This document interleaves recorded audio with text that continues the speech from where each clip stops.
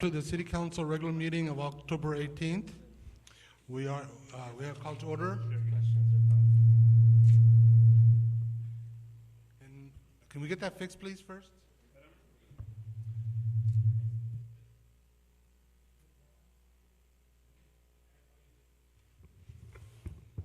Not quite. Sorry, folks, technical issue. We'll be going in a minute here.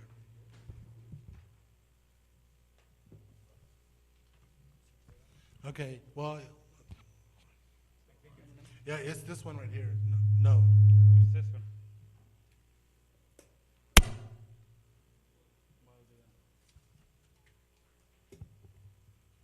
So I'll use this one. No. I think.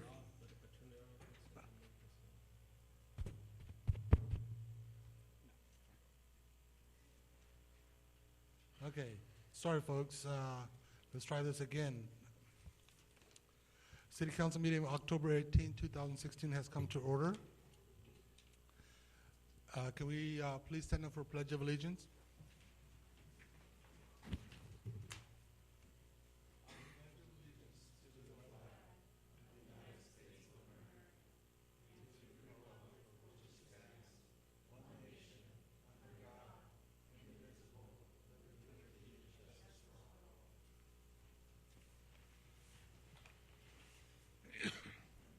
May I have roll call, please? Councilmember Sicairos, Present.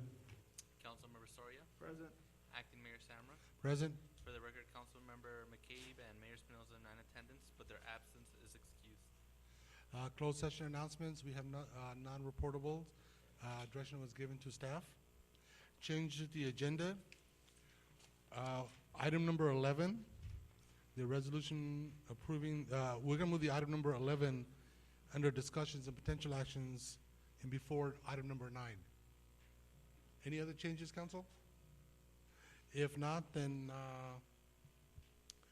we have awards presentations and proclamations, and Leslie from, is she here? I know she's here, I just talked to her a few minutes ago, from Livingston Community Health, and Chris Vieira, they're here to give a report.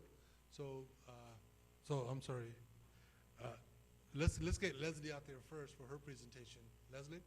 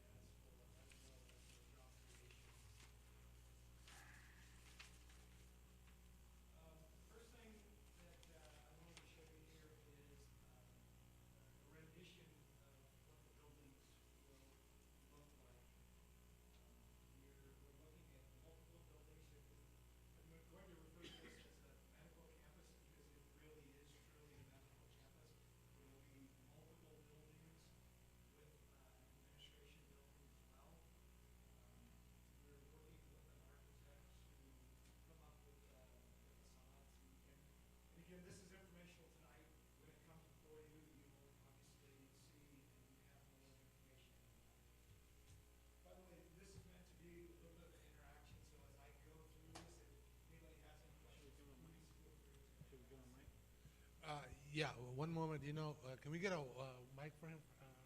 With the mic? We need to get you on so we can get you recorded. Okay. Sorry. Well, not that, so you can hear him at home. And that, yeah.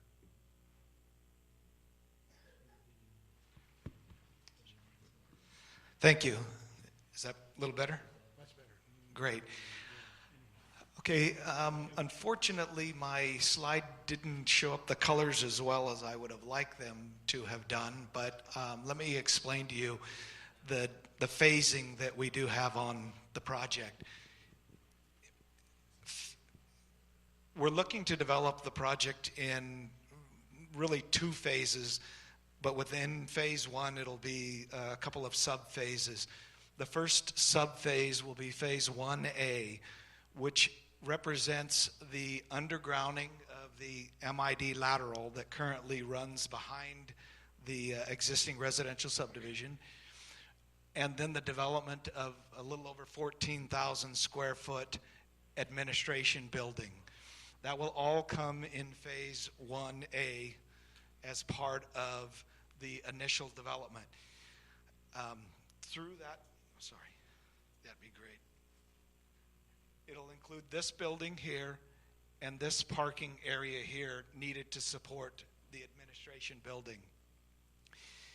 The reason this is being done in the first phase is so that Livingston Community Health can move their administration staff to this location while the development of the dental office and the medical center are going through the OSHPD process and the design process. The timing with, if everything goes as we would hope with the approvals and everything, we would like to have the administration building online and operational the mid part of next year, with the other buildings following as quickly behind those as we can. We anticipate it'll still be a few months after the administration building before these buildings come online.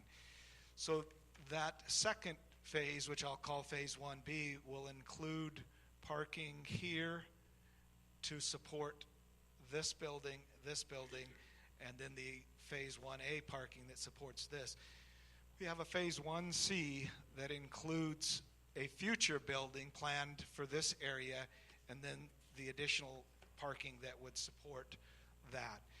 As part of this project, as I mentioned, we will be undergrounding the MID lateral. We will create a basin to support the storm drainage for the project, and we will also be doing the improvements to B Street as part of this. Phase 2 would be, which is yet to be determined, will be the balance of the project.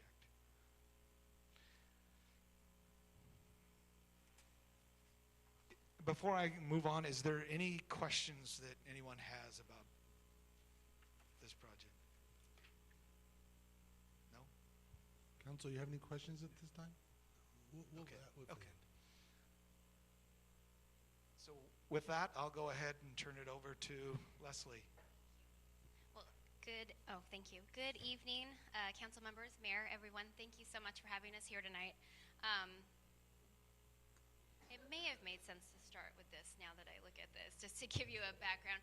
I really wanted to take the opportunity to remind and refresh people's memories about who Livingston Community Health is and who we've been in this community for the last almost 46 years, actually. So for those of you who don't know, Livingston Community Health was founded in 1970 as one of the very first community nonprofits in the state of California. And it was actually really designed to meet the needs of this very rural community. And the needs of this community, believe it or not, haven't changed so much in terms of the access to healthcare and the things that are driving those the health status of this area. But as we've grown, we've tried to continue to meet the demand of the area. And so in this town of Livingston, we had one primary care solo practicing physician who was here, who at sometimes would see up to 75 to 100 patients a day. He ran one small office right off of Main Street, and he had been here for almost 20 years. Around that time, and he was actually from Stanford, he decided to work with Stanford to start doing something to really open up a free clinic for farm workers. And so, as we all know, this area is very rich in agriculture, and so they started that over a summer. And so Dr. Wallahan offered free space, rent, use of his equipment. He even precepted a lot of the medical students that were coming out. And in fact, they used to fly into the Balico airport and stay locally as they worked out of the clinic for those times. During that time, which was the late 60s, early 70s, was also around the time that the President Johnson's war on poverty was really very strong at the time. So everybody was, speaking very loudly about access to health care and universal coverage for everybody that needed to have access to care. So during that time, they were able to see about 1,000 patients, and they were only open in the evenings, but it was a free clinic, and it was really what the workers and what the staff needed from the area. And so there was a medical student at the time. They continued to do that, and they did it for a whole entire summer. And then essentially in 1970, there was a group of community members, nothing different than what we have right now, but a group of community members came through from different sectors. There was folks from the Rotary, there was Mike Ireland, there was a lot of different folks that came together to really take this up as a cause, to really do something for this community, for people who didn't have to travel back and forth to Merced or Turlock or lacked that transportation. And so we were formed in 1970, and we today in this area actually serve, and we probably are one of the larger healthcare providers for this area, depending on folks that travel to Merced, Turlock, or around. But I'll give you some more information about kind of who we are and our organizational impact that we've had over the last couple of years. Livingston Community Health remained one site for 41 years, and in the last 3 years, we've expanded, and early 2017, we will expand to our 6th site in Merced and Stanislaus County. So to give you a sense of our organizational impact, through the calendar year of 2013, we had just over 12,500 patients, and that was, at that time, just at our Livingston and Helmar location. But you can also see that we're serving close to 50% of that are agricultural workers from this area. We're seeing them at all of our sites. And part of that is why we have the broad-based, unique kind of composition of our board of directors. 50% of our board members are patients, and so we hear directly from our patients what the services should look like, how they should be designed, and how they should be offered to the community. And so who knows better than they? We also, in 2013, at the end of the year, had just about 82 employees.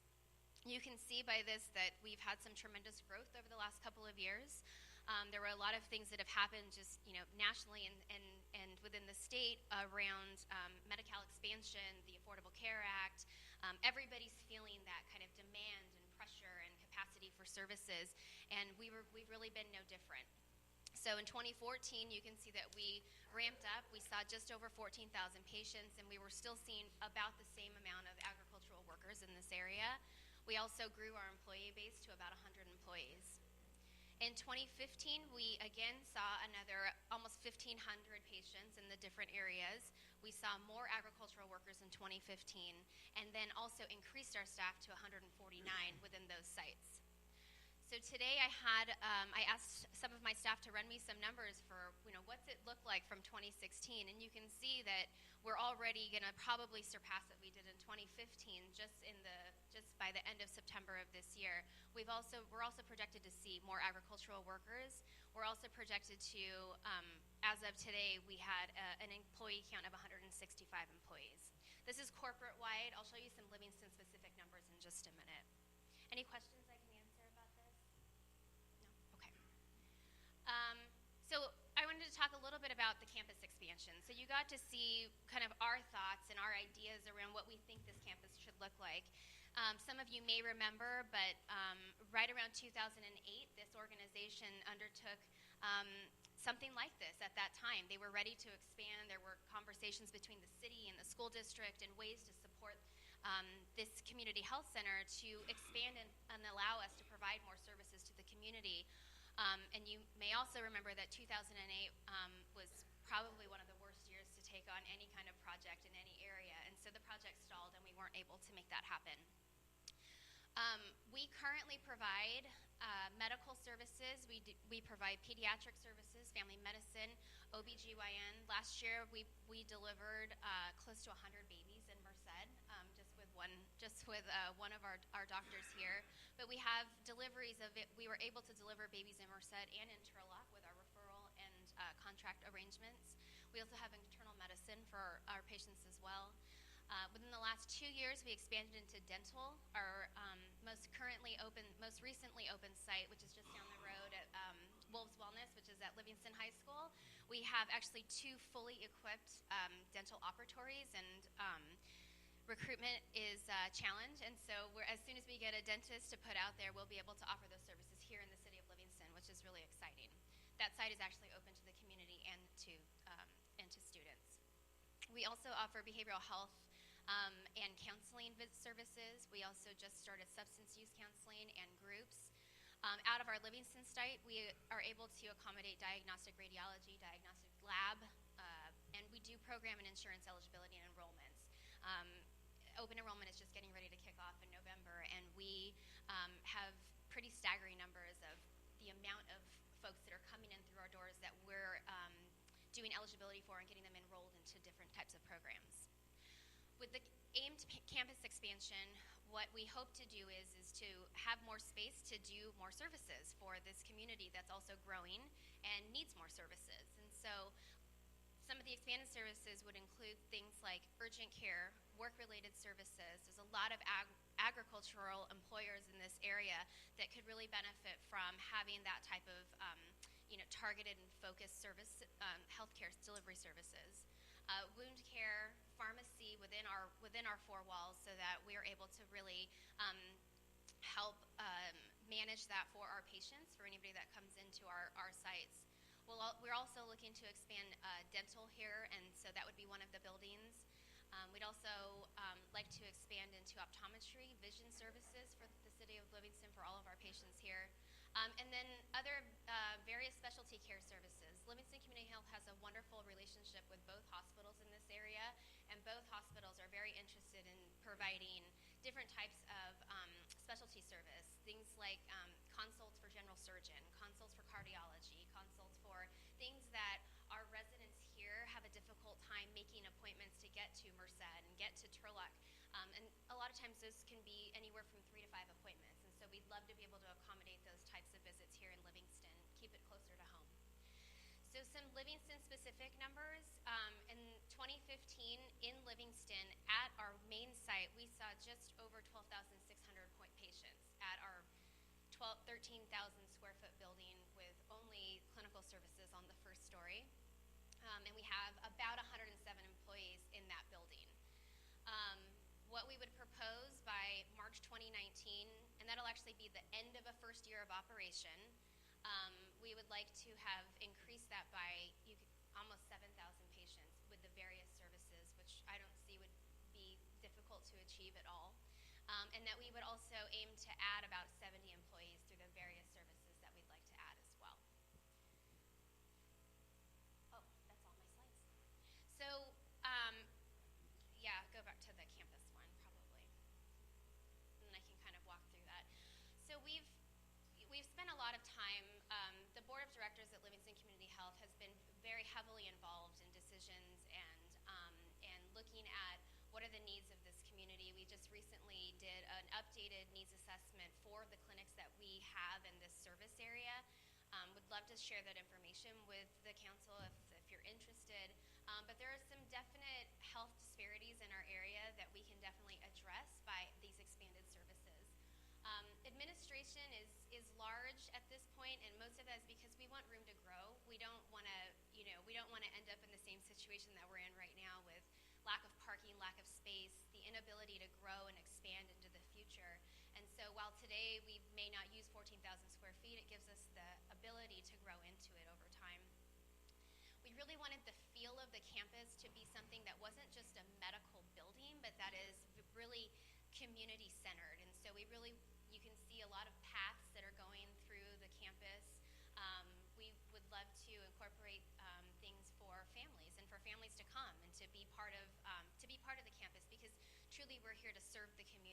that's really what the intent is. The health center would actually double our footprint, if not triple, from what we're serving right now. We would increase the number of exam rooms, which would also allow us to increase the number of services we're able to provide, and would also allow us to really integrate a lot of our services and bring in more behavioral health and more substance use and an on-site pharmacy and things of that nature. And then the dental building is where we would like to have the dental services and optometry services built in so that we'd be able to have those. People use the term a lot as a one-stop shop, but that's what we're really hoping to achieve with this campus. The future building is one that we continue to refine and work with the board of directors, and we'd love to hear from the city on things that the city might think are lacking from this community that maybe this organization can help fulfill or achieve that vision. And we'd love to have those conversations. As you know, Livingston Community Health is now the owner of this entire parcel of this land, and the phase 2 of this, which is the remaining land, we'll be submitting the parcel map with what we think, what we can kind of design out, carve out for future developers, future interested business.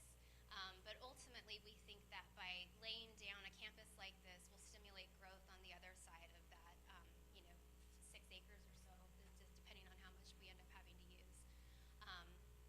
But I guess in a nutshell, that is the campus. And we have, in terms of financing, we have already secured financing to pay for, and the land is already financed and ready to be done.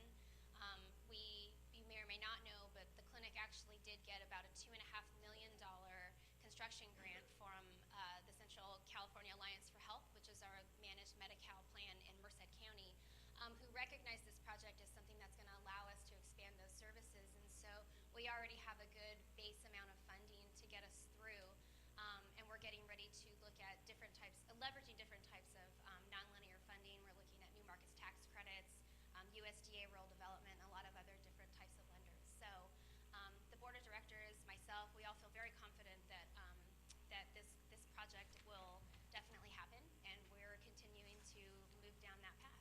So I'm happy to answer any questions. Council, any questions?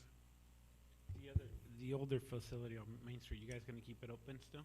We will definitely keep it open, and we're still having conversations around what that facility will be, because the new building will definitely accommodate more than what we have right now. So we're just thinking through what's going to be the best for that site.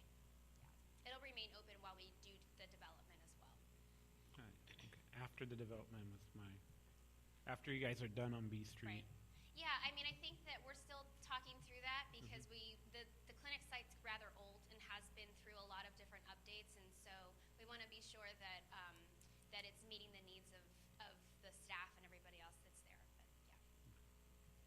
Councilmember Sori, you had a question? Yeah, Ms. Lester, I might have missed it. What was this location at again? So this is on the corner of B Street and Winton Parkway. So coming right off of Winton Parkway, starting right where the City of Livingston sign is, or Welcome to Livingston. It starts right about that where at some point it's supposed to, Winton Parkway should go through to F Street, and then goes all the way back to the, that corner right there is right about across the street from the Sikh temple, right? Yeah. Across the street from Rancho San Miguel. Yeah, right across the street from Rancho San Miguel. Yeah. Okay, anything else?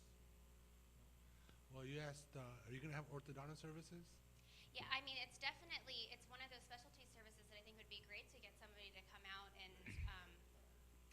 bring them into the This site. may be a conflict of interest. I wish you do it soon, because my daughter's gonna get her braces, and I don't wanna drive to Merced every day.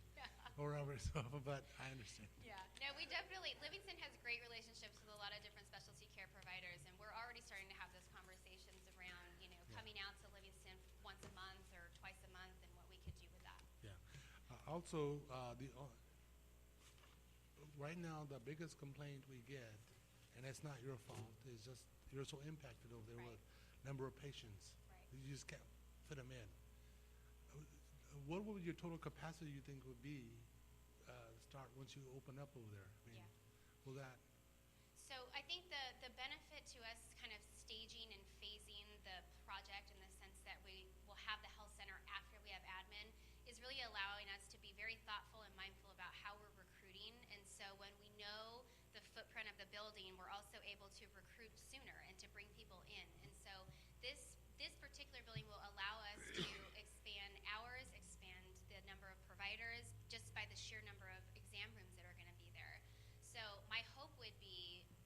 everything goes well and the city council approves our project, then we would be able to bring in or expand capacity to, again, 7,000 patients, which an average patient would come in 3 times a year, so you're talking 21,000 more visits a year.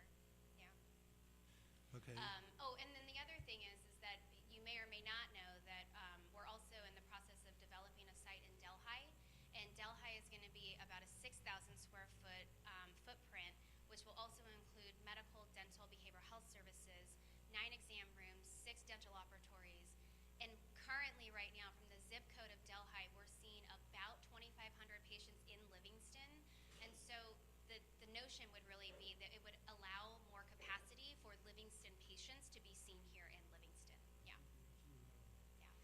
Would you like for me to open it to the audience if they have any questions, or? I'm happy to answer. Okay, any I will. questions, sure. Does anybody from the audience have any questions? Please come forward and state your name and address for the record.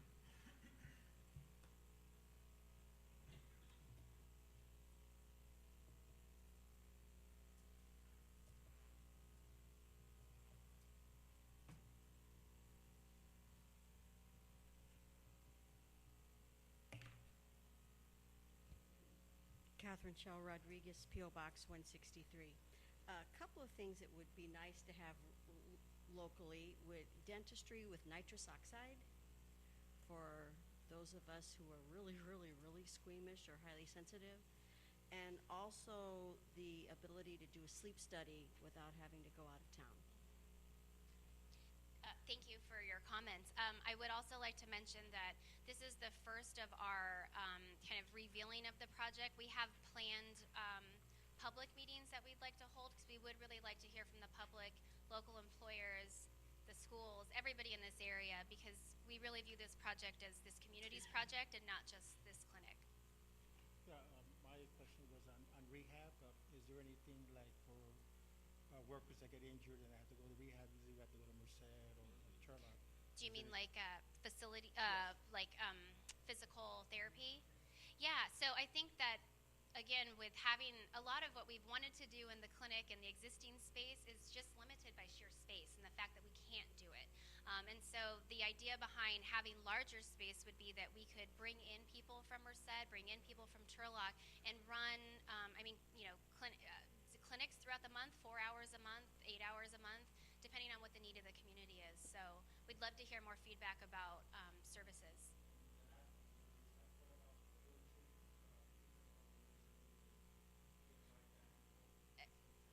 Yeah, I mean, there's definitely services like that through different insurance companies and those types of coverages, but we can certainly find a way to coordinate that for patients in this area. Yeah.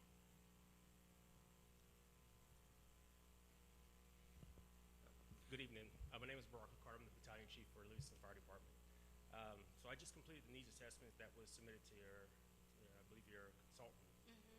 So a couple concerns that I had from the public safety standpoint was, so the city of Livingston Fire Department is the busiest station within the county of Merced. It runs half the calls that Atwater City runs, roughly half the calls. And Atwater City is staffed with 2 personnel with 2 stations. The city of Livingston is staffed with 1 personnel, 1 station. So how do you plan on addressing those concerns that were identified in your assessment, first of all? And then the second thing is, what do you have in place to ensure that the citizens of Livingston aren't adversely impacted by the development? Are you talking about the environmental that was done? Which Yes. needs it? The needs, yeah. Yes. Okay. I don't know that I know those concerns. Yeah. All right, thank you.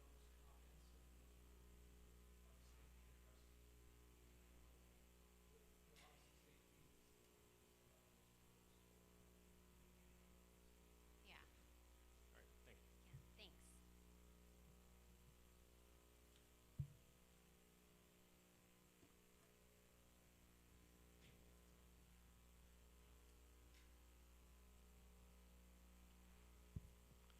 Good evening, Luis Flores, 707 Almawood Drive. I appreciate your presentation. I just have 3 quick questions, one of which you may have already addressed, but I just want clarity on. The patient figures you provided, were those unique or duplicate head counts? Those would be unique. Unique? Uh-huh. Okay. And I'm a Were you board. talking about the 3 years? The 3-year counts, or are you talking about the projected? No, the 3-year count. Those are unique. Those are unique. Okay. The reason why I asked is I'm a board member in the school district here, and we're seeing our enrollment drop. I mean, this year, from this year to last year, we've lost 60 students. So families are leaving here. So I was happily surprised to see that there was a patient growth. So I was just wondering, juxtaposed with our student growth, where are those figures coming from? So I was just curious about that. I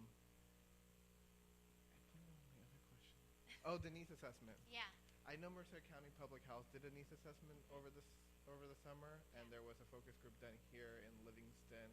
So I was just curious to see if there was any similarities between the findings from Merced County Public Health and the needs assessment that Livingston Community Health did. Yeah, so we are just wrapping up our needs assessment. So there's two different things. So at the county level, they do a community health assessment for the entire county, and then they focus on each of the cities and the areas. What Livingston Community Health Needs Assessment is it really takes a look at our service area and if those needs are unique to our service area. So once that is done, I'm happy to share that, and if there's consistencies, if there's things that we're finding just in our service area versus the rest of the county, I'm happy to share that information.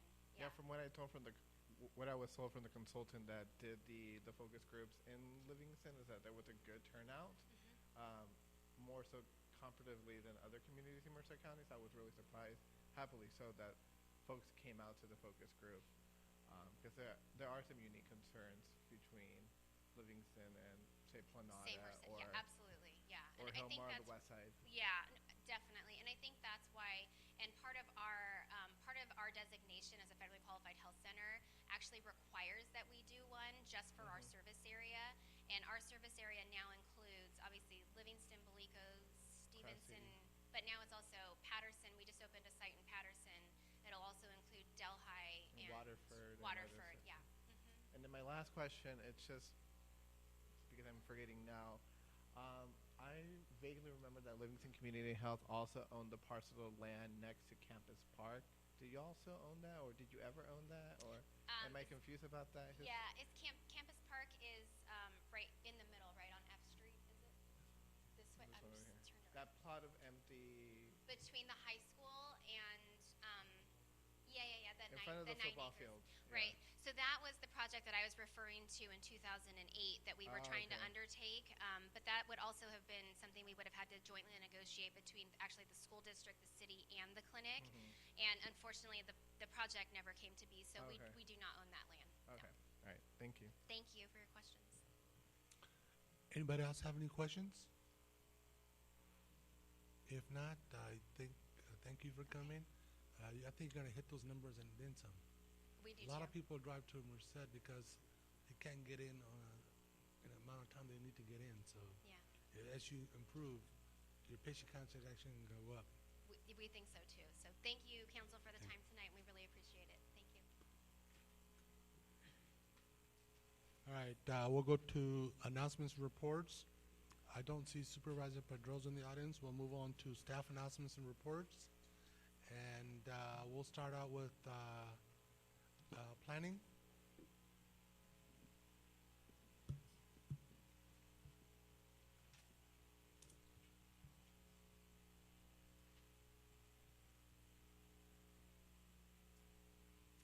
Thank you.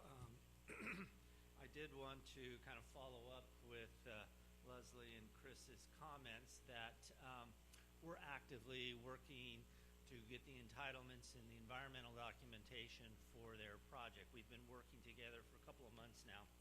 And so hopefully by the end of next week, we will have the environmental document, have it out for circulation.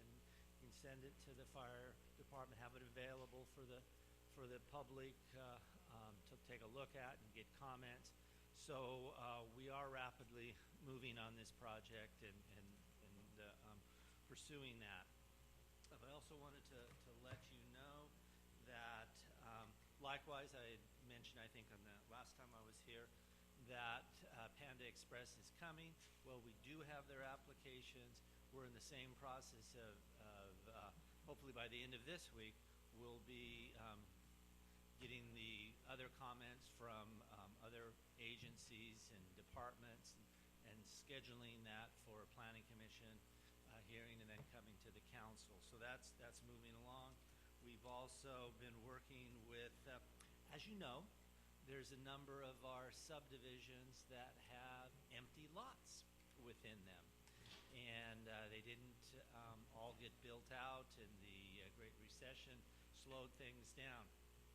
We've had some interest for a period of time by various home builders on some of these projects. Well, we're in the final phases for one grouping of vacant lots. It was the Devonta Villas completion of that project. Also went by the name of the Mansionettes.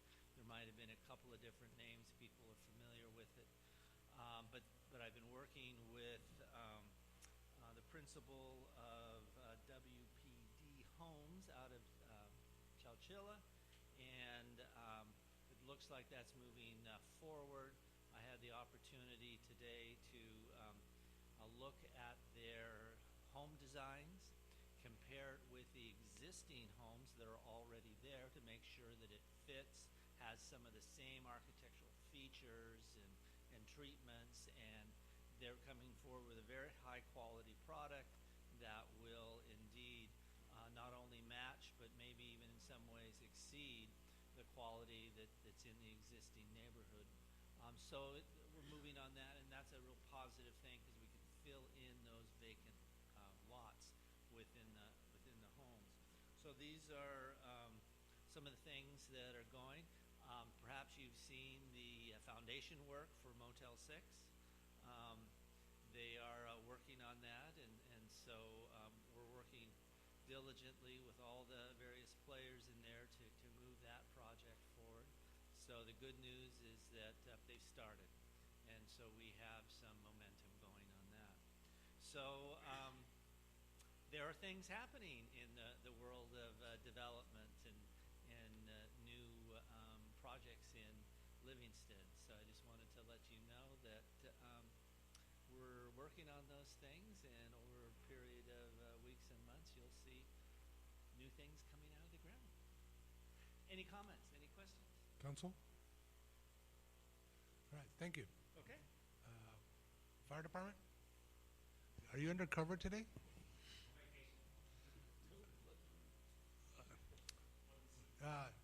Can we get that on audio that our city council meetings are a vacation destination points now?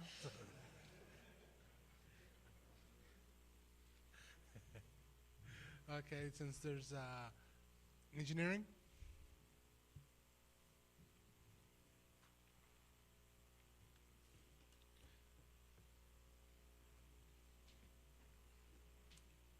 Thank you, Mayor Pro Tem, council members, and members of the public. A couple of updates. The 2 sidewalk projects that we've had in the books for a little while were open last week, and the bids came within budget. Everything looks good for award, and it'll be coming to you in the first meeting next month. On the downtown improvements, as you may know, PG&E had a line that they didn't even know about here on the northwest side of the project. It was finally identified as being abandoned, and there was last Thursday and last Friday, Public Works actually took out the piece that needed to be taken out. That line was in the way of 2 footings for lights and for one of the banner poles, so those were actually poured today. So things are moving as fast as they can. There's critical path on a lot of these components, so if one kind of goes astray, it does impact the schedule across the board. The striping is ongoing. The paving is pretty much done. There's a couple of touch-up spots. The pedestal for power has been installed, and PG&E is scheduled to come and power it up on the 27th, so it's about 9 days away. After that's powered up, then the new lights will be powered up and the old lights will come out. PG&E is supposed to take those out. Sometimes it takes them a while. If that's the case, the contractor actually volunteered to take the old ones out so that they can get project done faster. Once the old lights are out, then the pieces of sidewalk that are missing where the old lights are at will be poured. There's some of the extra work that became part of the project, and you'll see some activity in the alley behind by the bank there. This week, there's some concrete valley gutter that should be poured this week, then has to cure before it gets paved. So there's another week to 10 days until you see some paving going on, and it should coincide with the parking lots that are going to be repaired. And there's also the lighted crosswalk that was approved recently, and that's in the works. And the contractor will have to order the components, so it'll take a little while for it to be here. So, and I'll be glad to answer any questions. Council, any questions for engineering? No, it looks really great downtown, so we're just waiting to get it done. There you go. Thank you. Thank you. Yeah, I'm sorry, we have a question for you. Yes. I don't know what they look. The poles will be maybe a little longer than the ones that were here before. I don't know what the ornaments look like, but I don't know if Odie knows.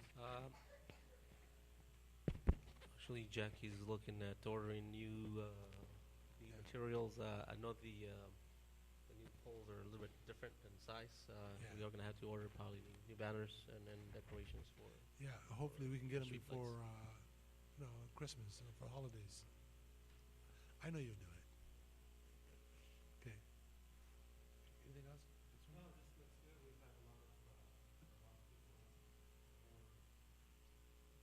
little frustration for the construction, but now that it's coming out and everyone likes Right. the light post, and can't wait to see the project. Right.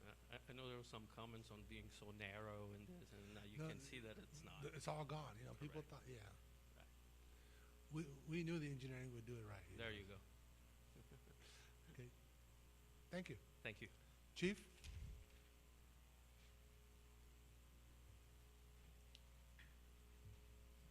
Good evening, Mayor Pro Tem and members of council. I didn't think I'd make it in this time. We were actually at the high school doing a parent workshop, trying to encourage the parents to be active in the lives of some of the students that are struggling right now. So if I get the lights. And I, in my rapid response to come down here, I forgot to bring my clicker, so I got my trusty clicker here. Quick update from the police department. Next page. Last month in September, we only had one burglary, and I like to attribute that to putting some of the folks that are responsible for committing those crimes behind bars. Unfortunately, they do get out. We had a drastic reduction several years ago, and when some of those folks came out, they began to do commit the same crimes. One of our officers actually stopped a subject today who was on probation for burglary, and he got convicted, and he only got 30 days, and now he's out. He's on probation, surgical probation, but still they don't spend too much time. Again, right now the property crimes are not a high priority, but we will do what we can. And so we had 2 cases involving vehicle, 1 case involving a resident so far this month. Animal control statistics, 5 total taken in, 2 citations issued, 8 out. Again, Rescue Group 5, that helps save some costs for the city. Next page. Sergeant Maris continues to be active in probation sweeps, and last week actually got a really nice hit on some dope and a lot of money for sale. So again, anytime we can take some of those things off the streets and make the streets that much safer. Sergeant Ramirez has been submitted for a countywide gang investigator award. In a couple weeks, that award presentation will take place. He's actually in competition with some other folks from Merced PD, the District Attorney's Office, the Sheriff's Department. So he does a great job. Either case, whether he wins or not, he does a great job for the department. Next page. We did our final 2016 Laguna Seca detail on actually last weekend. And again, these are the students after the detail. And again, working very closely with explorers. We usually do about 6 explorer details at Laguna and 3 at Pebble Beach. So again, the explorers are doing a great job and continue to fund their own program. And I just want to commend Officer Valdivia.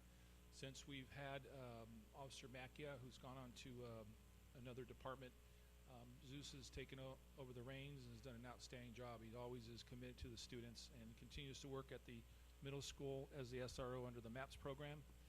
That's the grant through the county, and continue to do a great job. Next page, please.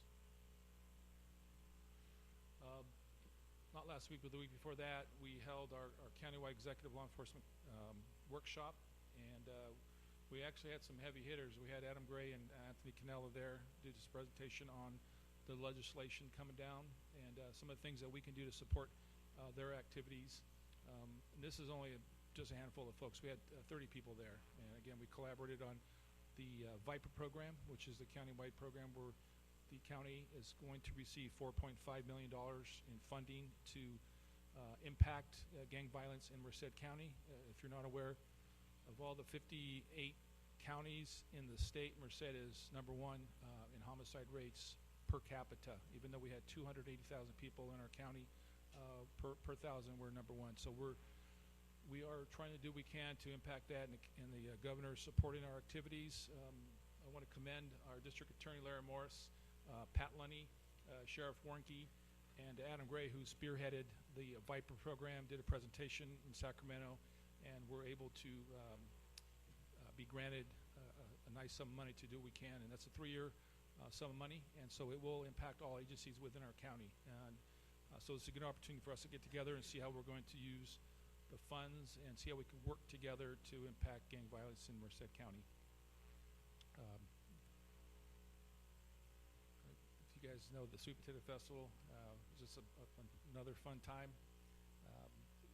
If you guys didn't see Congressman Costa, he was out there and had a chance to jump on one of the CHP mounted officers' horses, and it was actually a good time. And so our explorers again are always active, and we look forward to the next event, and 4th of July, and again, actually the Christmas parade's coming up. And so the police department's got a couple of fun things to put on for that parade, but we will showcase that on the parade night. Next page, please. Again, as I mentioned, continue to try to educate our community to sign up for the alerts. And it's one of those things that anytime an activity occurs in our county, in our city, we're able to alert them if they are registered with the website. And so it's easy to sign up, www.co.merced.ca/US alert, and you will be notified if anything occurs. Next page. And again, I mentioned this last time, but again, we have 3 ladies throughout Central, South, and Northern California that are committing purse thefts in stores, and they've got some really, really good pictures. We've had one incident here, which was in June. Very distinctive ladies that go around and distract the proprietors and then end up stealing a purse. So, you know, anything we do to get their faces out there and see what we can do to find these folks. And then I think that's the last page. I was looking at the budget for staffing levels. We are down right now 2 officers. We actually had 2 of our officers that were in the field training program are on their own now. Officers Butler and Cole. You've met them here in council. They are on their own now, and so they're feeling a beat. We still have two vacancies we're trying to fill, and we're actually trying to fill a full-time equivalent for our school resource officer. Currently, there's no school resource officer. Both of them have gone to other departments, and we're looking at different models and see if we can staff it with a full-time person, and just kind of working with the high school on that. Right now, we're going to schedule Wednesday, since we are back to full staffing as of last week. On Wednesdays, which is our overlap day, we will have officers on campus, and then other times as we have officers available that will stop by on the high school campus, and hopefully get that spot filled pretty quick. So I'll be happy to answer any questions. Council, question for Chief? Okay, thank you. Thank you.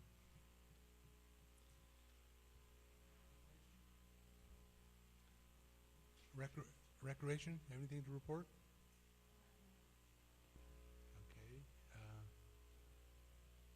I don't see anybody else. Accounting? Oh, you're just here for the council meeting? Okay. City manager? Yeah, good evening, Mayor Pro Tem and Council. Just a few updates. We're going to be starting our annual fiscal audit for 15-16, starting Monday. We normally expect the audit procedure to last a couple weeks. Normally they come out here for a couple days, 2-3 days, and then they'll take a break and come back. So we expect the audit to be completed sometime in November. We are looking at finalizing our year-end close, so we are going to be looking at some capital projects and grants that need to be reviewed. We are closing the projects on well 17, which it's a new well that's online. About 3 weeks ago that we were given the okay from the State Department of Water Resources to put it online. We do have well 13 done, and we're going to be following up on a couple projects that we need to wrap up. That's it. I also want to mention that we were successful in refinancing our USDA bonds. $8 million that we have in the sewer plant were refinanced last week. We locked in a pretty good interest rate. It's going to save the city about $1.8 million in the next 27 years. So that's equivalent to about $70,000 savings per year in the sewer area. So that's good. It's not reflected on the budget at this point, but we'll modify that in December. Legal? Okay. Councilmember Scaros? Nothing to report. Councilmember Soria? I don't have anything to report either, so we're going to citizens' comments.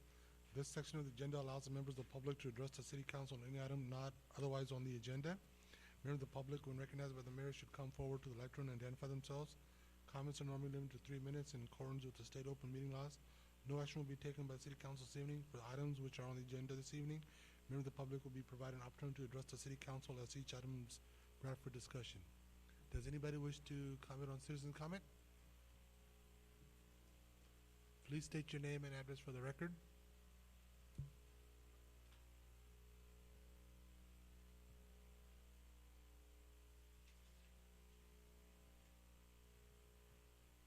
Hi, my name is Anna Alberto, and I'm 437 Aldrich. I just wanted to ask if it was possible by any chance to move up the soccer youth that's on the agenda up, just because the kids go to school tomorrow. If it's possible, if not, it's okay. That's all I wanted to say. I believe we already, that's the item we moved up, right? Yeah. Yeah, we already moved it up, so, yeah. Yeah, you know what? We're going to make another quick change to our agenda here. We are going to move up the item number 11 before our consent calendar, so we'll address that at this time. So, I'm sorry, is there any other public comments? My apologies. We're trying to get these little tykes to bed as soon as possible, so. Me again. Just kind of curious, is there some way that maybe we could get some kind of temporary lighting on the new poles, the new lamp poles that were put up with the downtown improvement project? I remember a couple of days ago on a cloudy, rainy day, cloudy, rainy evening coming up the street, and as I stopped at the stop sign, visually to me it looked like that new light pole was pretty much, if I had kept going exactly straight and didn't know about the improvements, I could have smacked right into it. And I'm just a little bit concerned that maybe if we get any more rain or it's dark, if we could get something to make them visually stand out, especially at night.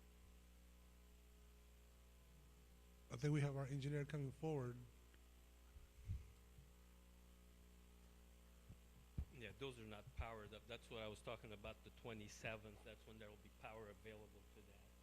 you cannot really tap anything else because the loads are not the correct loads. But we're short of having flashlights.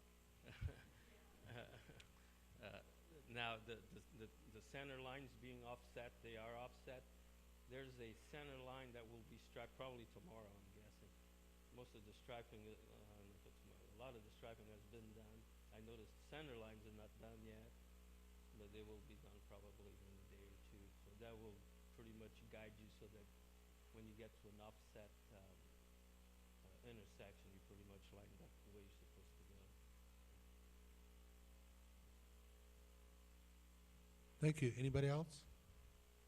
If not, the citizens' comment portion is now closed. We'll go on to the one item from discussion and potential action items. The item number 11, this is a resolution approving the application for the youth soccer and recreational development program and grant funds.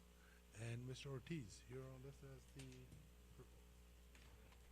Yeah, good evening, Mayor Pro Tem and Council.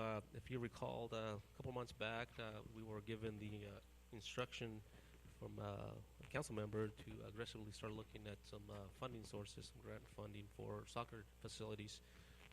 And so we reached out to our consultant, Paul Ashby, who's here tonight.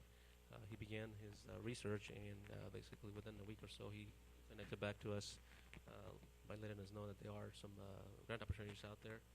We also received a call from the California Department of Parks, our rep, Melinda, also to let us make us aware of that the funding that's available, and basically encourage us to apply for this particular grant. This funding is available for soccer, youth soccer programs, and also for recreational activities. And so we are highly interested in submitting an application. The limit is, I believe, it's a $1 million application. There's $16 million available under this program, and it's very competitive.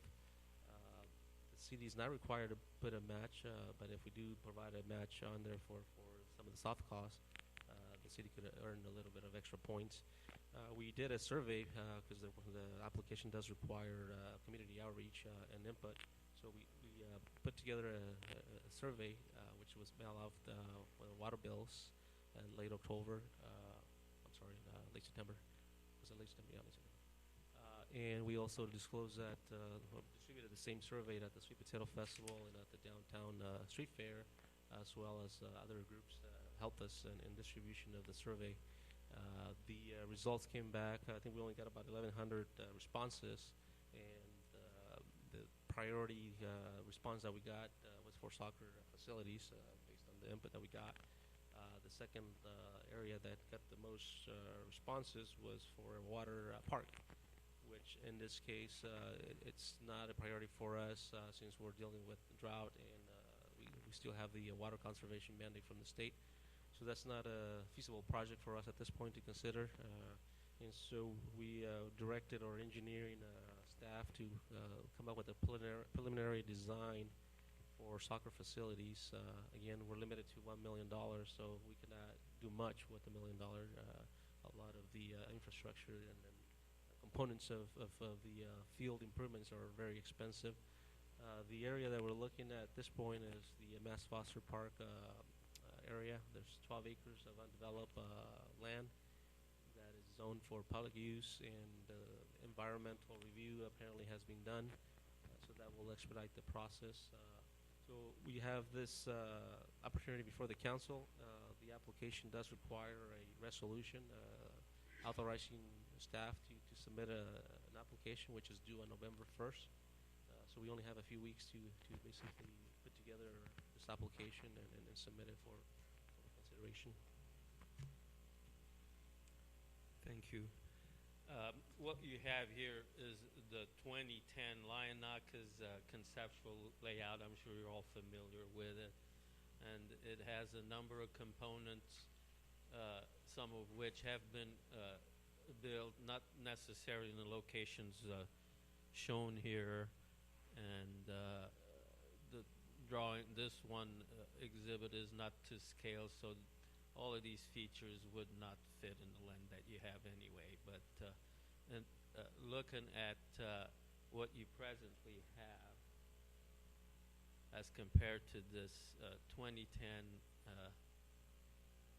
layout, you did end up with the parking lot here and a shade structure here and care center, you do have a full-size soccer field, so it does look a lot like this here. However, it does come down further, and there is a fairly good-size dual-purpose basin here, storm drainage basin, where you do have a number, I think, 4 small soccer fields and 3 baseball diamonds, the small ones also.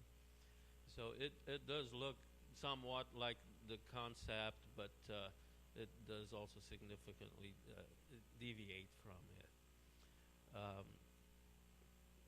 After we received direction to prepare a new conceptual specifically for this grant, we focused on soccer facilities, and we obviously just built on to existing facilities, didn't remove any of them, and I'll let Danny Reed from our office talk a little bit about that since he did all the work. So what we looked at was the space you had available and trying to not paint you into a corner for future development of the existing property,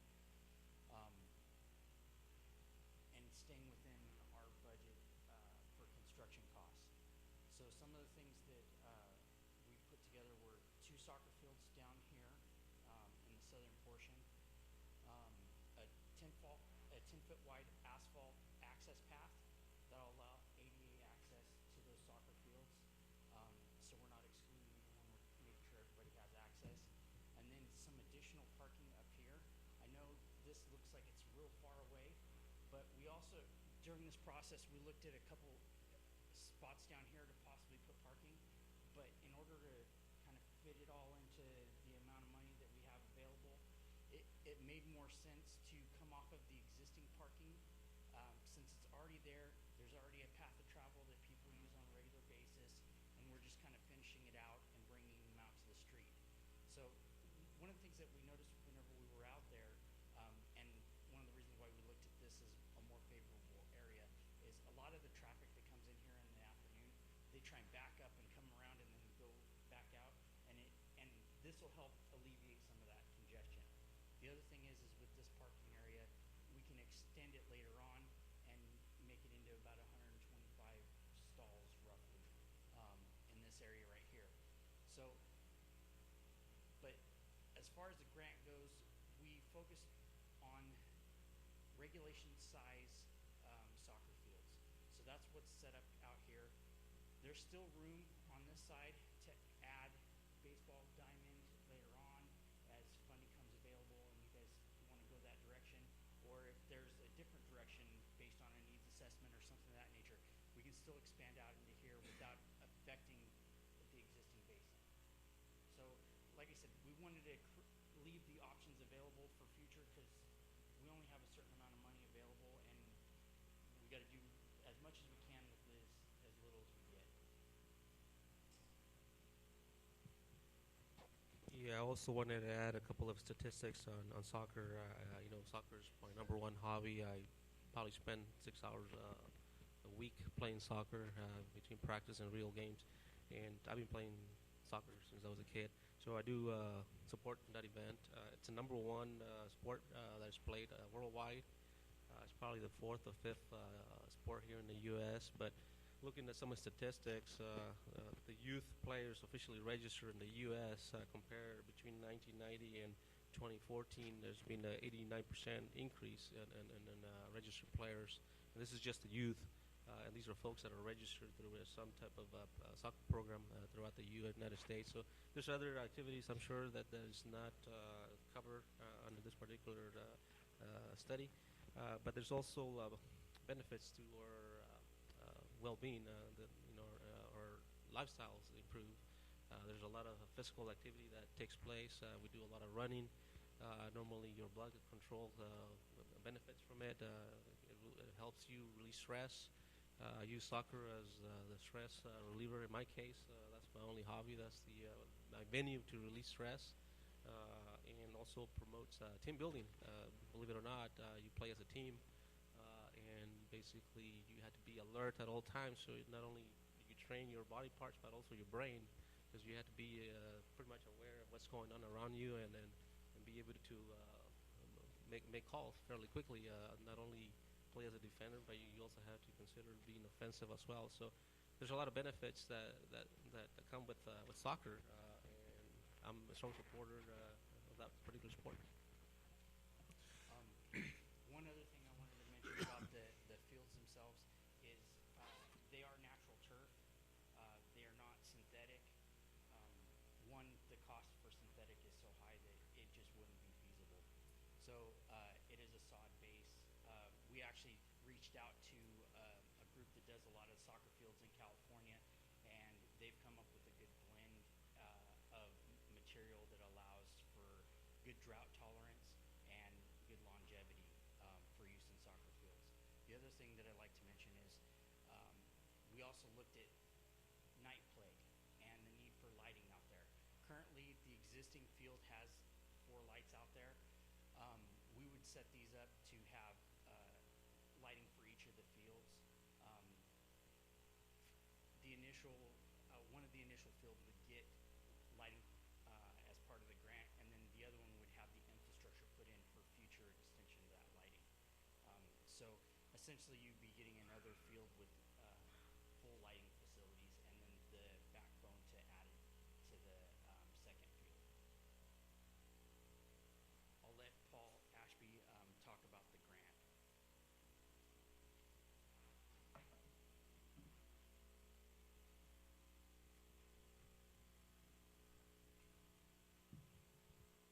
Good evening, Mayor Pro Tem, council members, Paul Ashby, Adams Ashby Group.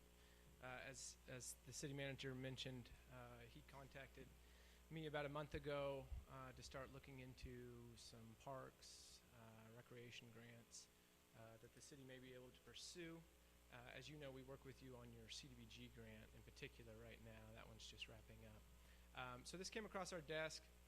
We chatted a little bit about it with Odie as well as the Belinda from the Parks Department. This looked like it would be a pretty good fit for the city.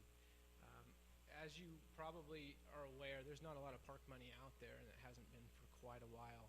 Most of the park programs come and go. They don't fund them annually, so it's really just when they get the money in. This particular program is fairly new. We don't have any past statistics on it. We've never seen it before. It's actually money from 2002 from Prop 40 that was passed, and funds just got reallocated. Typically, the other park money that we see is called the Land and Water Conservation Fund, which carries a 50% match, which is usually really high for a large-scale project like this. So some of the items that I just wanted to quickly hit on again, the maximum is $1 million. There is only 16 for the entire state, so it will be highly competitive, as most of these grant projects are. In your council packet, I know the city manager included the scoring, so I really just wanted to spend the time just to quickly hit on those, and one in particular, it's Exhibit C. Items 2 through 7 is really what we'll be concentrating on and spending our narrative on. We'll be trying to show the need for this facility. We'll be showing the availability of it, how much it'll be open, the capacity that the city has to do such a project. These are all points that we can control in a sense, and that we'll be attempting to get the highest points for. Number 1 is going to be the most difficult, and that's the one that we can't control. So I wanted to at least provide the city council with a map of what the Parks Department is actually going to review. So 40% of your application is based on the MHI of the area, the half-a-mile radius that comes up on this fact finder, as well as the population and the unemployment rate. So this is on their website. We've spent some time and clicked that little cursor in every little nook and cranny that we can of your existing park site to try to get the highest numbers, and this is where we got. So your MHI you'll see is 42,000, population of 1,500, and an unemployment rate of 21.8%. So the million-dollar question is, how is that going to rank? We don't know because the applicant pool sets the standard. So If somebody comes in with an unemployment rate at 35%, they will get the highest points, and then it will go down on a sliding scale from there. So again, that's going to be 40% of the application. So there's a lot that we can't control. So we'll be focusing, obviously, on the other areas as much as we can. We've tried to move this again where we can get the numbers to be in our benefit the most. This is where they stand. The application does say that it's going for areas with high unemployment, which I think this is in compared to the state. I think this is a good number.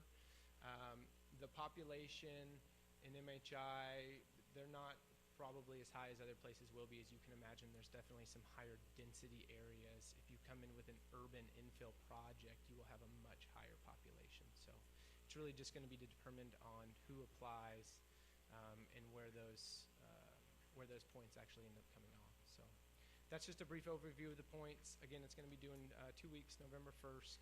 We'll be working with your staff to complete and submit that by that date, and I'm happy to answer any questions that you might have as well. Okay, this item is open to the public before we go to the council. Anybody from the audience? Nobody from the audience? Then, we see.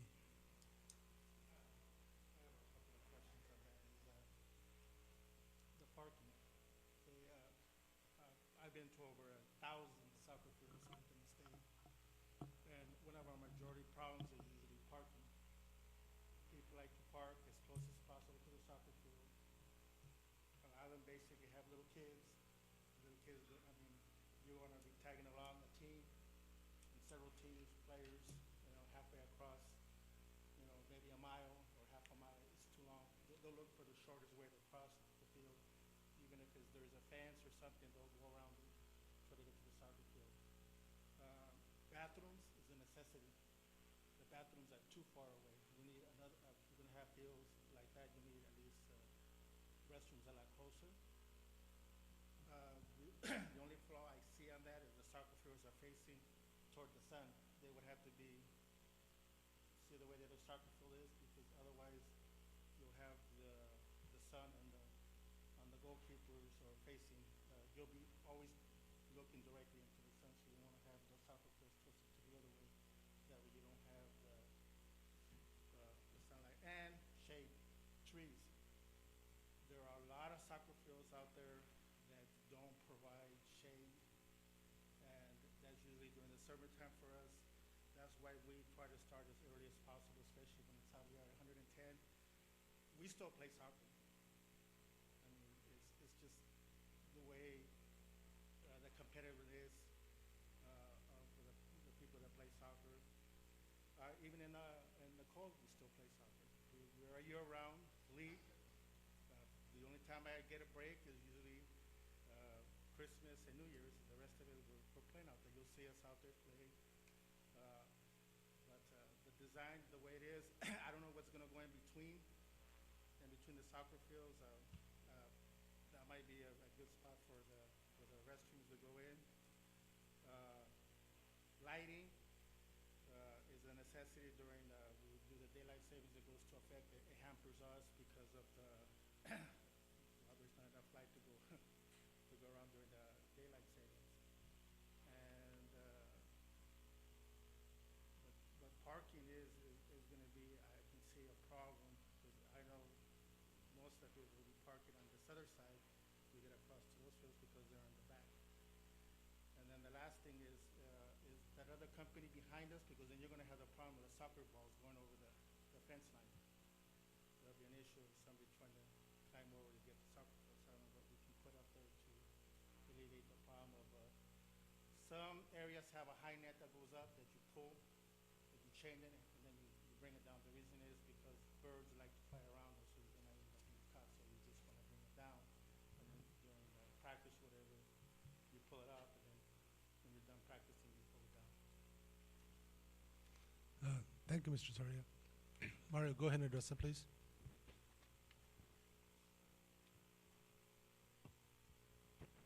Just want to mention that we did address majority of the items that Mr. Soria brought up. Restrooms, for example, are were addressed, and it's going to be difficult for us to add restrooms there permanently. We are going to be considering porta potties if we do move forward, if we do get awarded under this program. The parking, we have plans to also put pave some areas so to allow for parking. Yeah, I can address some of those, and we did obviously think of the parking because everybody wants to park close to the field. The reason, and we did consider it down here, as I think Danny mentioned. The reason we left this open is for the ability to in the future install baseball diamond. That's the reason. I know the original master plan had some parking down this way, I believe, and it showed all the baseball fields, and unfortunately they're not to scale, so that could not ever be built like that.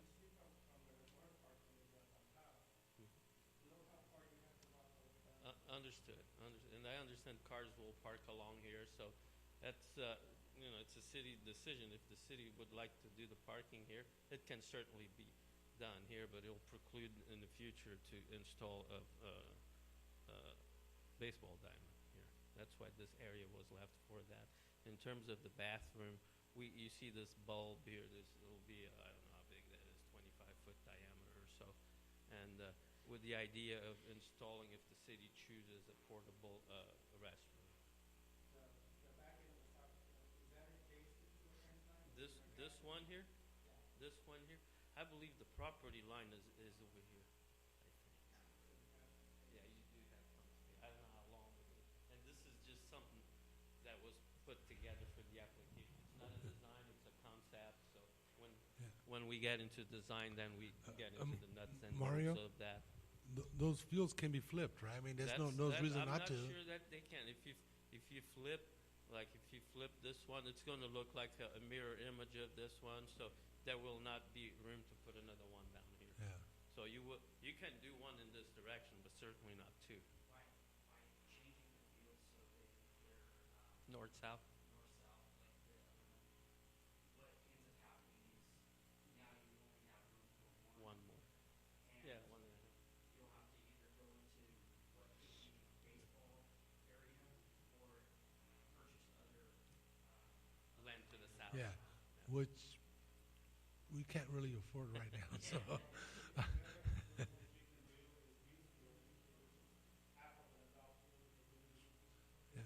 Yeah. Yeah. Yeah. I think the first thing is, those changes can be made, first of all, if we're awarded, So right now, I think idea is to at least go for the money first, Yeah, and even the parking, if the Yeah. city chooses to leave that alone in dirt as it is now and just put some parking here, Yeah. we need to understand that that's going to limit future development in this Yeah. southeast. Yeah. Yeah. Okay. Mr. Soria, we need to, okay, this is the concept. I'm sure you folks will be heavily involved if we're awarded, and I hope so.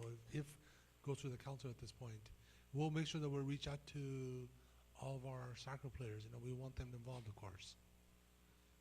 So, any other questions from council? From audience? Oh, hey, I'm Anna. I just had a question. Can those two fields, like the way they are, they're talking about being flipped, can they be moved towards this side instead? You know what I'm trying to explain? On this side, on this area, because most of the parents, which when I go to the games and because I do with soccer, is basically they park on the side of the big baseball field towards there. I mean, basically, parents already made it a parking lot. So you don't really need to do it on the bottom, but maybe closer to the field, so that way to leave the fields is not too big. And my other thing would be, is there any type of lighting, like you say you have to have a lot of lights for the fields. So my question is, can you actually make a light that lights up this way and that way, right in the middle of the fields? No, right She's there. referring between the two fields. Right, there. between the two fields. Yes, so for both of them. And so you don't have to, the budget is. What I see with those, there's those pods that I think I have 6 lights in the light. On the existing one, there's 4 light pods with each pod has. So that would be similar in this one, and the lights will already be installed. Now, you think that we put one in the middle here that would see both fields? That was the thought. Okay. He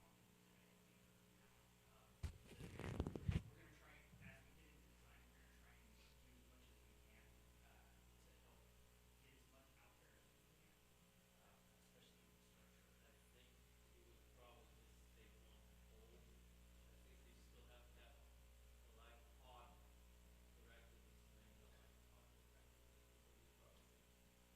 So he's probably just Right.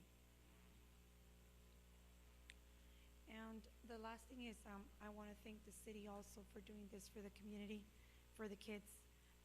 We talked about it in our board and we talked about it with the parents. They're very, very excited, and we hope that we do get this grant, which is the main concern. First, let's get the money, and then, we'll just picture more the fields are being moved. Thank you.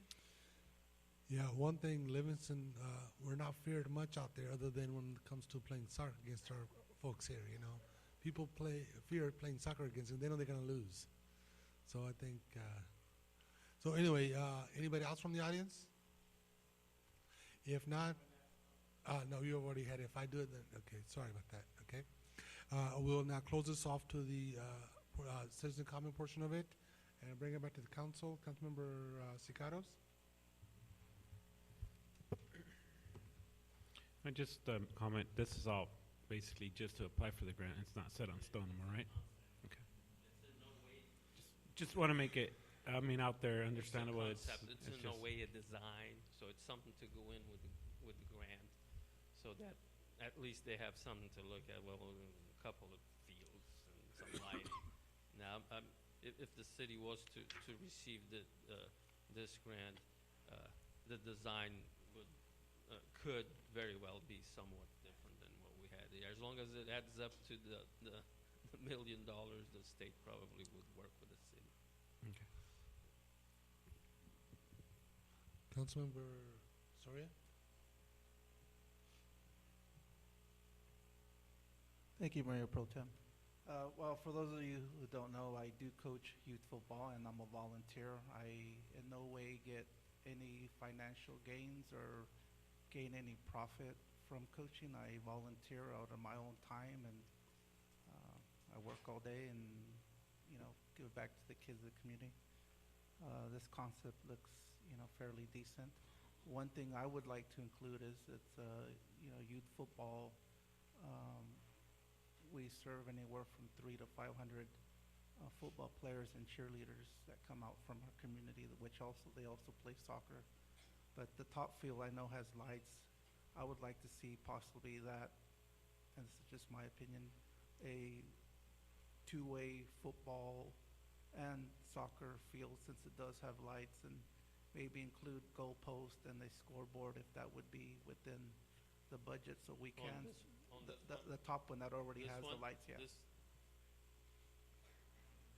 We can probably. You're talking about just goal posts and that sort? Yeah. That's a small, relatively Yeah, that's a small cost. Yeah, we can almost cover that within our other budget. And I think it's good that multi-use fields are probably good too, so.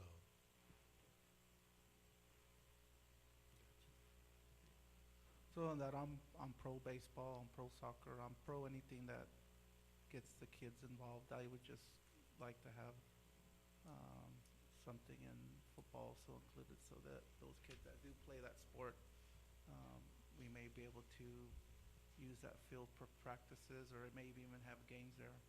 And I know when we do have our games, we have cities and teams from other cities and places, and they come in and use our restaurants and our gas, and so it brings revenue into sports. Obviously, like this brings revenue, and it also gives back to the community with the kids getting involved in sports. So anything with kids and giving back to the community, I am pro for it. So I just wanted to put possible youth football somewhere in that affiliated, so it's all soccer, baseball, and youth football. Yeah, Councilmember Soria, excuse me. What we can do is we can kind of like direct staff at another meeting, kind of give us a preliminary cost or kind of a rough estimate. What would it take to put up the goalpost and a board, if you like? We can have it bring it up at the future meeting. Yeah, we had a brief discussion on making dual-use facility for soccer and football this afternoon. Because I basically graduated from high school where we use the soccer field for football as well, and I've been to other, in Madera, I live in Madera, the high school does use the same facility for both sports, soccer and football. So we did have a conversation with the engineering team earlier that maybe we can, address that on one of the fields. This would be a lesser cost compared to baseball.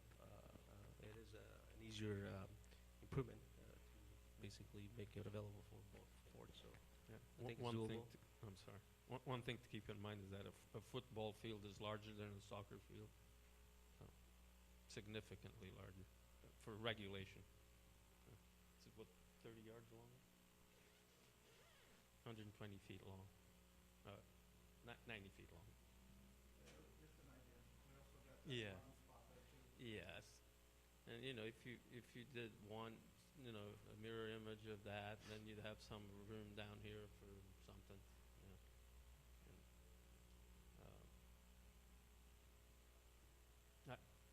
Paul, I don't know if the grant called out for one larger field instead of two regulation soccer fields, how would that affect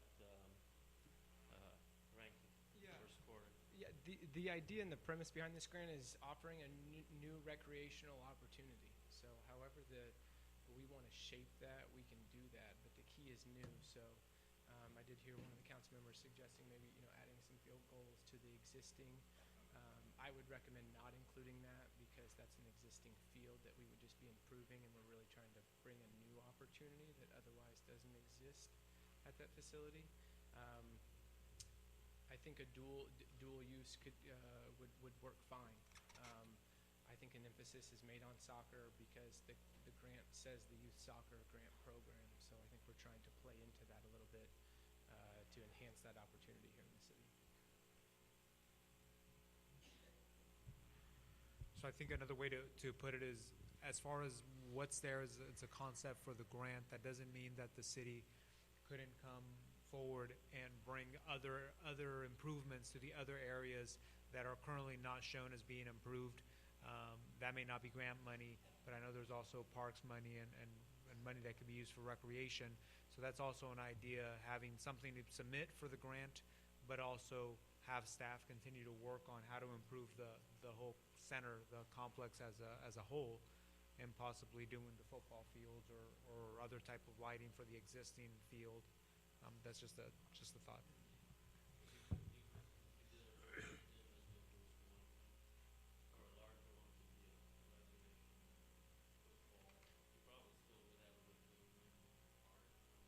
Yeah.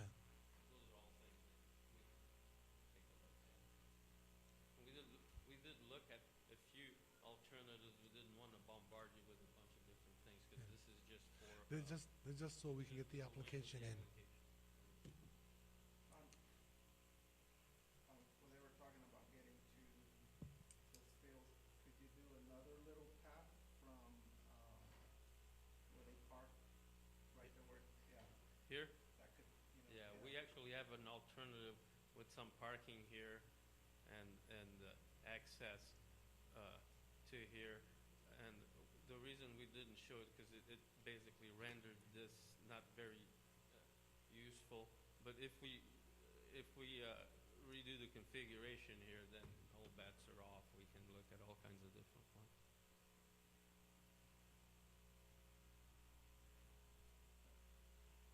Anything else, Councilmember?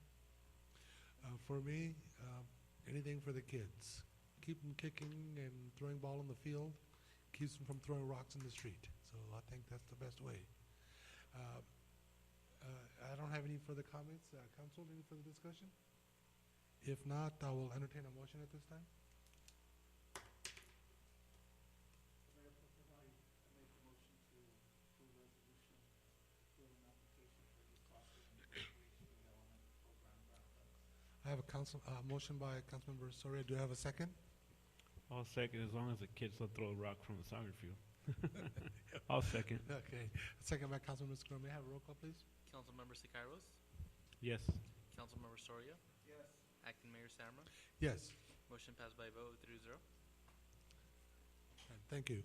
All right, now we're going to go ahead and go back to the consent calendar. Items on the consent calendar are considered routine and non-controversial.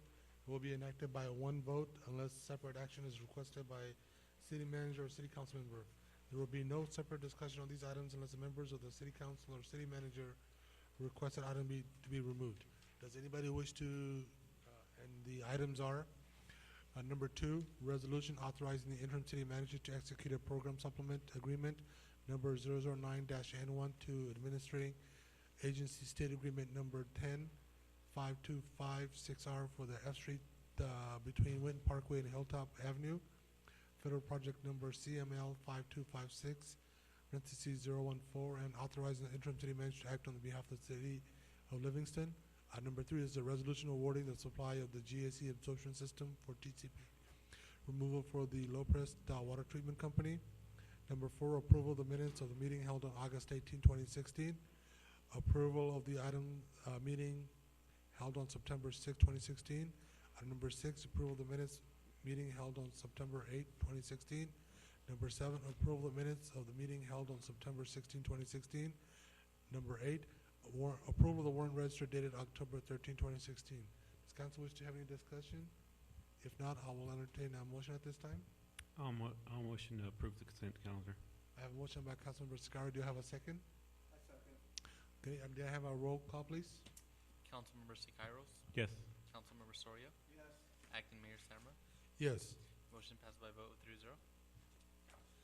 Okay, now we'll move on to item number 9. This is the resolution setting the City of Livingston's GAN appropriation limit for the fiscal year 2016-2017. Thank you, Mayor Pro Tem and Council. This is an annual procedure. The state does require us to adopt the annual GAN appropriations limit before we adopt our budget. The budget, it's before you as well. Should be the next item here for fiscal year 2016-2017.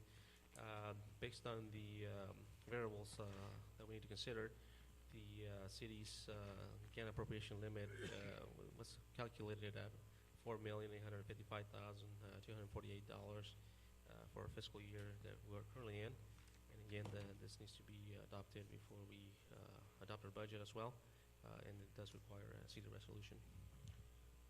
Thank you, Interim City Manager.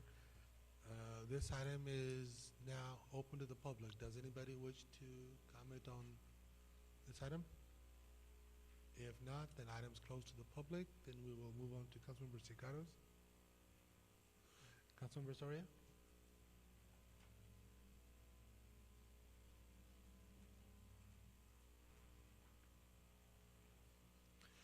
Okay, I don't either, just the housekeeping.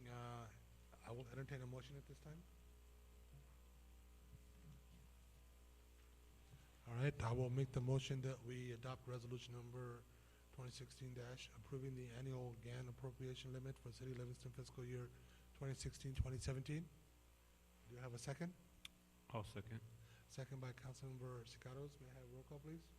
Councilmember Siqueiros? Yes. Councilmember Soria? Yes. Acting Mayor Samra? Yes. Motion passed by a vote of 3-0. Okay, item number 10, this is the resolution of City of Livingston approving the city's Livingston budget for fiscal year 2016-2017. Okay, we have a presentation.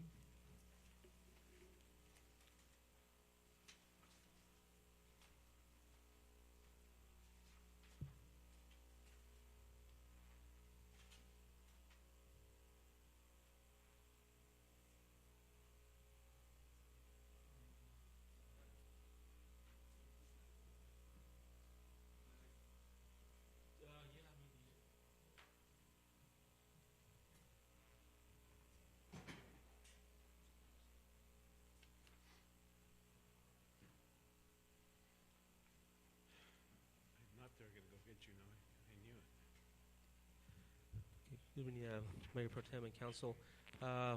Before you, we have the adopted the proposed balanced budget. We are going into 4 straight years of operating surpluses in the majority of our major city funds. Just to give you a little bit of background of our fiscal year 15-16, we anticipate closing that year in the next week or so, and it looks like we're going to be accomplishing a $580,000 surplus in the general fund. We're looking at accomplishing modest surpluses in our enterprise funds, water and sewer and sanitation, which are normally the areas of interest from the majority of our residents and also the council and for management as well. Next slide. I'm going to basically be brief. We do have our department heads here in case there's specific questions on general operations, but again, we are proposing a balanced budget. We've been accomplishing surpluses since 2014. Our revenues have increased about $1 million since 2014 through projections for next fiscal year. As Randy pointed out earlier, we are anticipating development activity to be a little bit better this year than last year. We do have Motel 6 moving forward. It is reflected in our budget. We do have Panda Express, and then we also have about 40 new housing units on our proposed budget. We are projecting a surplus of $64,000. It does reflect additions in the staffing levels. We do have a proposed position for police department for an office assistant, which needs to be created later on. And it does reflect the negotiations that we went with our bargaining units about a year ago. So we do have another year and a half left on those contracts. So it does reflect those increases on there. It does reflect the city considering establishing a trust fund to address our OPEB liabilities, which is other post-employment benefits after retirement. The city does offer medical coverage for retirees that are eligible. So we do have about $110,000 built into the budget for that particular purpose. So with that in mind, again, we do foresee a surplus. Next slide. So here's basically an overview of our general fund revenues. We're expecting a 6% growth compared to the revised projections for 2015-2016, equivalent to $341,000 increase in general fund revenues. As you can see, property taxes, we do show a 6% increase, and also the construction fees are also increasing significantly because of the projects that we mentioned earlier. But in general, yeah, our general fund revenues are increasing by 6%. Next slide. As far as expenditures, our expenditures are, as we pointed out in the last couple of workshops, our expenditures are growing at a greater rate compared to our revenues. We do reflect 11% increase in expenditures. We are addressing a few areas that need attention, equipment, our network citywide needs attention, equipment, vehicles, and some other areas that are basically are at the end of their useful life that need to be addressed. So we are adding some monies to address some of those areas. And again, the bottom line here is a surplus of $64,000. Our proposed general fund expenditures is estimated at $5.6 million. So here's a line chart outlining personnel costs versus our overhead operating budgets. As you can see, personnel costs has been increasing for the last 2 years as we address certain positions that were either frozen due to budgetary constraints or they remain vacant throughout the fiscal year. That's why you see a decline here in cost. And we are addressing a few positions. So that's reflected here, and then the negotiations that we went through about a year and a half ago. It's also built in there. The other areas that are increasing, again, like I said, we are addressing our network, our infrastructure in some areas, equipment, vehicles. So we are adding a little bit of funding for that, and that will continue probably for another 2 years or so before we address those areas that need attention. As far as the enterprise funds, we're projecting 328,000 surplus in our water fund, modest 46,000 surplus in our sewer fund. Doesn't reflect the fact that we were able to refinance our USDA bonds, which will save the city about $70,000 a year. So this surplus should be easily over 120,000 by the end of the year. We're actually finalizing the procedures on refinancing our USDA bonds. The sanitation fund, we're projecting about 168,000 surplus. And again, this is probably the fourth consecutive year where we are going to see surpluses in the majority of our operating funds. Our cash levels have increased to modest levels. Our fund balances have, we have eliminated all the fund balances that we had 3-4 years ago. And so overall, it's looking good, but we're still not completely out of the financial challenges.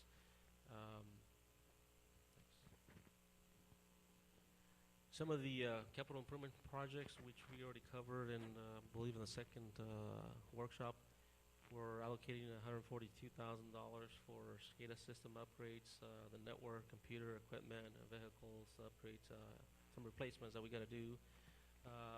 We collect about $140,000 a year for water meter replacements. So at this point, we may hire a contractor to help us meet that requirement there.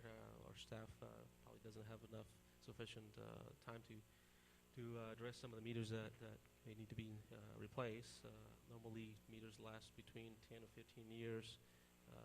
There's probably a few out there that are older than 15 years, so those need attention. I think we're losing revenues there, so I think we will be meeting with Public Works and see if we can do a contract to hire someone to help us replace some of the meters. We do have a couple of water well projects. We know that the state will be putting out a MCL limit for TCP, so we do have $750,000 on the budget for preliminary design on a couple of projects, and that will basically get the city ready for possible low-interest loan applications or other funding that may be available.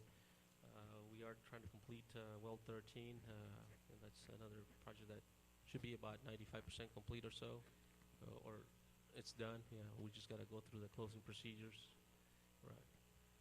And then completion of 17, which is pretty much at the end of its cycle, and we need to basically put that on the budget to close it out. We do show a utility truck for water department, $29,000, and $100,000 for emergency repairs on the water fund. As far as the wastewater, the sewer area, we are budgeting $82,000 for emergency and unexpected activities. We're trying to upgrade our SCADA system, which is currently in progress. We are budgeting $33,000 for it, and equipment that is needed, $60,000. Next slide. For street, park, and general equipment that we need, $850,000. It's budgeted for completion of downtown street project. We do have $590,000 committed for the Winton South 99 on-ramp expansion. This is basically being aggressive. I don't know if we're gonna ever accomplish this in a year, but we're at least committing the funds for that particular project. I know Caltrans will have to participate on this and assist with the approval of this project. We do have some federal grants through Caltrans, so there's about $705,000 for sidewalk improvements, and we do have another $150,000 allocated for other minor street improvements. $95,000 are allocated for street-related equipment and tools, and then some improvements or equipment need in special district areas, LMDs and BADs. We've got $72,000 in LMDs, $45,000 in the BADs. As far as public safety, we do have $40,000 for police computer server and other equipment. Again, we're trying to address our network issues. I believe the chief will be addressing the RIMS application this fiscal year. And then we do have generator, two generators that need to be addressed. One that feeds the fire and City Hall, and also we need a new generator for Public Works. $305,000 that's been budgeted for rehabbing the fire building. Next slide. And we do have another $50,000 for City Hall improvements. We're trying to improve our customer service areas, and so we do want to move forward with that this fiscal year. And again, $115,000 for computer and IT network improvements. This particular area here at the council chamber needs attention, or channel 2, and also audio and video. It's given us some problems, and so hopefully we have budgeted sufficient money there to address all the areas of attention for this fiscal year. Total of capital improvement projects is close to $5 million. Here's what we have done in the last probably 3 years as far as addressing staffing levels. We backfilled one police officer which was frozen for about a year due to budgetary reasons. Same conditions for the mechanic position that we addressed last year or so, I believe. And then we have added two new part-time dispatcher positions. One was added in 2012 and one was added in 2015, 2016. We backfill a position in finance, actually at a lower level than what has been done in the past. We downgraded our finance department over the course of the last 5 years. And then we have also backfilled one full-time position in Public Works, maintenance worker position. And the proposed budget, again, reflects a new position for police as an office assistant. And we're trying to also propose either one full-time position that can help the water and sewer, or we can actually consider two part-timers, one for sewer and one for water. The demand for assistance and staffing levels are there. Believe that's all I have. We do have the department heads here in case there's specific questions in operations. Okay, yeah, thank you, Eddie. That was great report. I will open this up to the public at this time, so if anybody has any questions.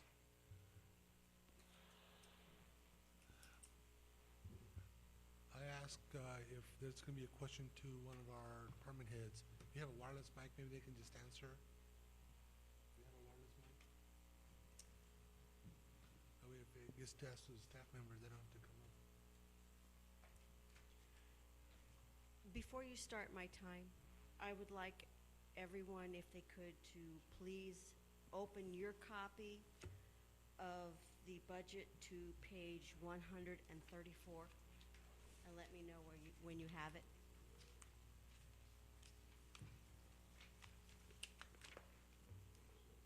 It's Water Capital Fund, but I'm looking specifically at page 134. Give me a thumbs up when you've got it. Go ahead. You'll notice at the very top of the page a bullet point, and 3 paragraphs. Paragraph 1, paragraph 2, paragraph 3. In reading over this page, it looks to me like this entire page needs to be rewritten.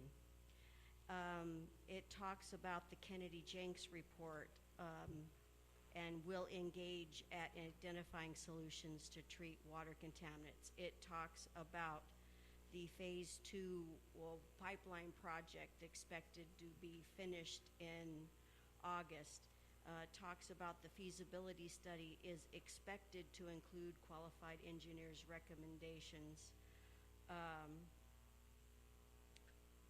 My point being is that the information in these paragraphs are history, and yet it is entirely written as though it's to take place in the future. For example, the thing about the pipeline project, it's really clear that if you look at the next page, the 213 actuals, and you look and you see that pipeline improvement replacement project took place in 2013. This whole page needs to be rewritten to reflect the history that has actually transpired since 2013. And also, I believe strongly that an accounting for the TCP settlement funds and how they were spent needs to be clearly included in this document.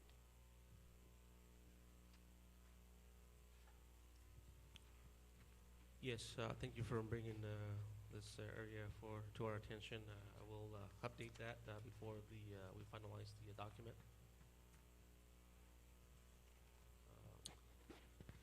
Okay, anybody else from the public? I see the fire department moving forward. They must be looking for a big red truck or something.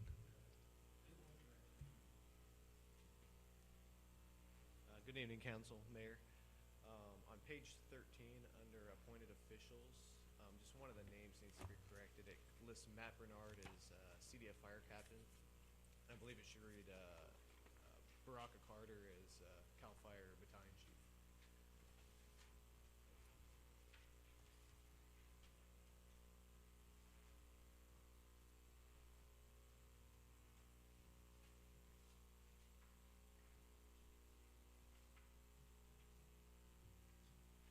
I'll make that change. Yeah, thank you.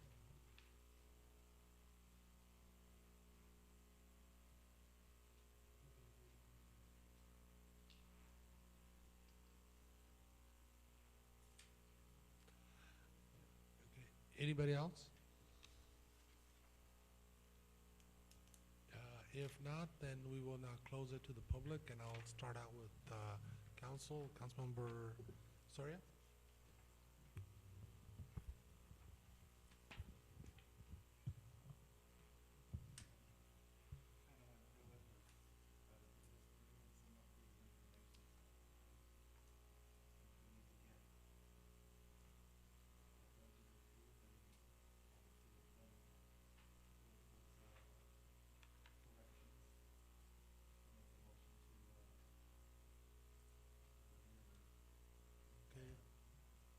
Councilmember Sicados, any comments? No, I'll second. Okay. I have a motion by Councilmember Soria, and second by Councilmember Sicados. I do have a question before I call for the vote for Odie. And first of all, it's great that we're on the right track for surpluses. What this does is this will bring us to a 38% of operating. What was the one time we were talking about what our target should be for our reserves for general fund? What was the number we were looking for? I know it's not there yet, but what was the number? I can't remember now. Well, it's normally recommended to have 4 to 6 months of reserves. Yeah, where did this take us?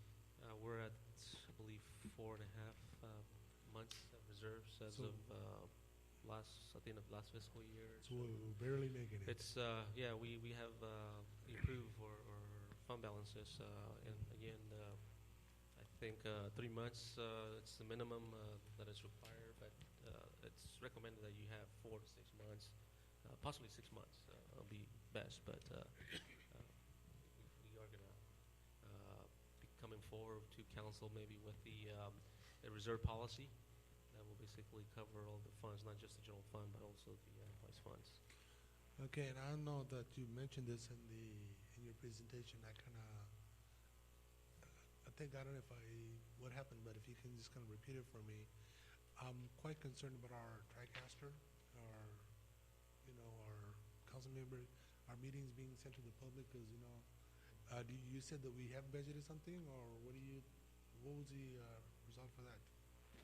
Well, we don't have a specific dollar amount for some of these areas. Again, I have not received specific quotes from our new IT company. We basically put an amount as a placeholder on our budget, and we'll use that placeholder basically to address priorities. And so I'm waiting for quotes from our IT folks. I believe they were out here last week to assess this particular area. We hope that we get a quote in the next week or so. But again, we put sufficient funds to address some of the priorities, and that's just a placeholder. Again, I don't want to delay the budgetary process. Normally, the best practice is to have quotes when you Yeah, develop I the budget, understand. but when you're running out of time and we need to basically put a fixed dollar amount down there as the best you can, as a placeholder, and as you work out the priorities, as you start getting quotes from the individuals that are part of the decision-making process, then you go with that and bring it to council if it needs to be brought up to council. I understand, because we need to, I know that we've had conversations about getting rid of our data projector and putting proper, I was hoping to get this done in this upcoming fiscal year. As far as, I just like to, I know we don't have, from chief, whoever wants to answer, or recreation, is there any suggestions you have, or you think, I know there's never enough money to do what we want to accomplish, recreation, but will this kind of help you get through the year? I mean,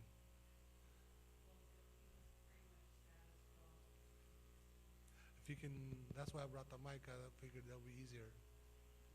I am really hoping that that this year we can figure out some way to make Tony full-time. We lost Patricia because after 13 years of service we couldn't offer her full-time. Right. And now Tony's going on about 10, I believe, and it's just a shame. We have so many opportunities that we could fill here, and we're just kind of like not taking on any new things because there's no way we can do it. So that's my only Yeah, comment. we're kind of slowly, I know the concerns, we're kind of slowly coming out, so hopefully as we move along, with things happening, maybe we'll have some more money, because recreation, I think I read it somewhere, that cities aren't known for their domestic wastewater facilities, or they're known for their recreation programs, and I believe you put that in one of your presentation years ago, so I do remember. So I hope Thank that. you. That makes me feel good. That was like, I don't know how many years ago, but anyway, so I'm glad, and just to let you know that we do understand, we wish we had more money, but we're trying. And for Chief, I know you always been, how are we doing on our recruitments of our unfilled positions, Right now, we're in the process of backgrounding a few more folks. Unfortunately, the number of applicants that actually passed everything was not as high as we were hoping for, but we do have some applicants that we're looking at filling. Again, we've got 2 vacancies. If we look at different options for the high school, we could have 3, but we are actively pursuing. Dan has put out some of the advertisements for additional recruitments in some major publications, and we're hoping we get some more applicants so we can start the process to fill those vacancies. Yeah, okay, I know with $64,000, it doesn't leave us with much wiggle room right now, but if you had one wish list or Christmas wish, what would you put on there for your department? What do you think would be to make you, I know you're pretty effective now, but what do you think would be the most effective thing that maybe we can start looking towards? Well, I appreciate that. We always try to be fiscally conservative with what we're spending, and the one thing that we want to look at is some assistance for some of the staff, the office assistant too. We talked about it a couple times. In 2012 when I got here, unfortunately we did some drastic cuts. We had to tighten our belt and lay off a few folks. Well, some of those assignments and tasks went to other folks. With the addition of some of the projects we've had, which are great, our body-worn camera system is outstanding. It is basically a model, and in our county, unfortunately, along that, many of the requests come in for the district attorney's office and things like that. It takes probably an hour to duplicate some of those camera angles, footage that the district attorney wants. You can't just plug it in and get what you want. You actually have to go through the videos and figure out exactly the part. So it takes a while, and that unfortunately is kind of taking some of the staff time, which could be, which sometimes allows other things to fall by the wayside. And so that's probably in the long term. And we're kind of holding our own right now, but if we can get somebody to help with that, that would be phenomenal. Yeah, well, I'm starting to kind of like setting targets as we move along, you know? Yeah, okay, well, thank you, Chief.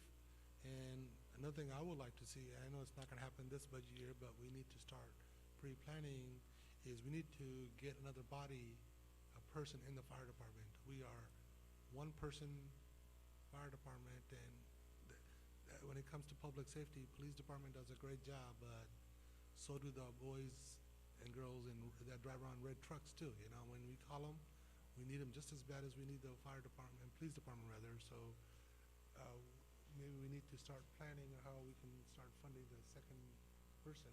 I mean, I know it's not for this budget year, but it's a target for the next budget year. To the city attorney, he's probably looking for another lawyer. So Yeah, I'm going to add another lawyer.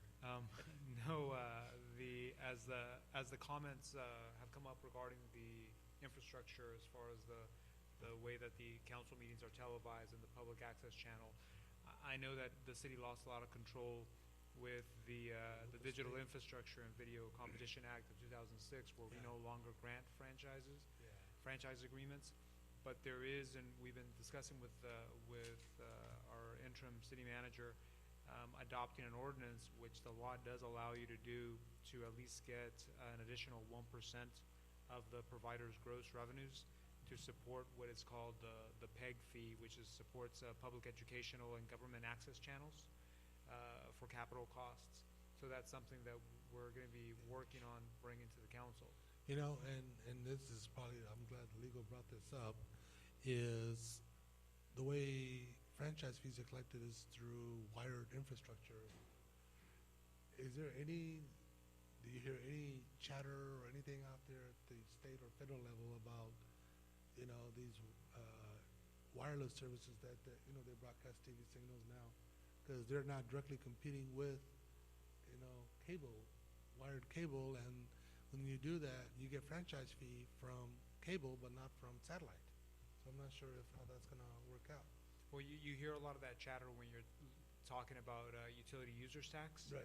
That's where the chatter usually comes up, not really about the franchise. At least I haven't heard too much of that chatter there. It's usually with the UUTs that comes up. I know that that's something also going forward, you know, as we explore revenue sources, that's something that may come up as well. But at least this one is on the franchise, on the folks at cable franchise. Thank you. With that, I will go ahead and close my questions. We do have a motion by, I believe, Councilmember Soria made the motion, Councilmember Sicaros seconded. I will call a roll call, please. Can I just read it for the Sure, go record, though? And it was to adopt resolution, the resolution attached approving the City of Livingston's budget for fiscal year 2016-17 with the changes that were discussed. Yes. Okay. May I have a roll call, please? Councilmember Siqueiros? Yes. Councilmember Soria? Acting Mayor Samra? Yes. Motion passed by a vote 3-0.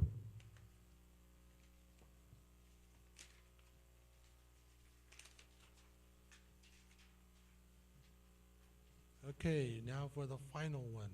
This is item number 12. This is City Council to direct staff to advertise for planning commission vacancies. Thank you. Basically, very briefly, we have a number of the terms of the Planning Commission expiring at the end of this calendar year, and so we do need to go through the process to seek those who are interested and recruit individuals so that we could get those applications and submit them to the council for your consideration. So we're asking for authorization to start the advertising process and do that for a minimum of 45 days as per code, and that's the long and the short of it. Yeah, okay. Council, any comments?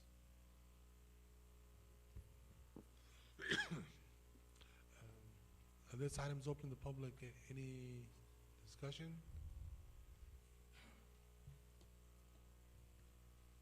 Excuse me. Robert Wallace, 1697 Spruce Court. Just one question. With the 45-day advertisement period, then it's this current council that is going to select the new planning commissioners, or are they gonna hold off till January, and then it should be done in January by the new council? What is the intention with the 45 days? 45 days would make it the first reading, it could be actually adopted in the first meeting in December. I'm just curious if was there a specific reason, which council you're planning on, as being one of the commissioners whose term expires, and then there's two commissioners running for city council. I just wanted to know which way they were gonna. Yeah, well, I think it's a good point. I don't know if this council will make that decision, but we need to we also need to advertise in timely manner, because if we don't advertise, some folks' terms will expire.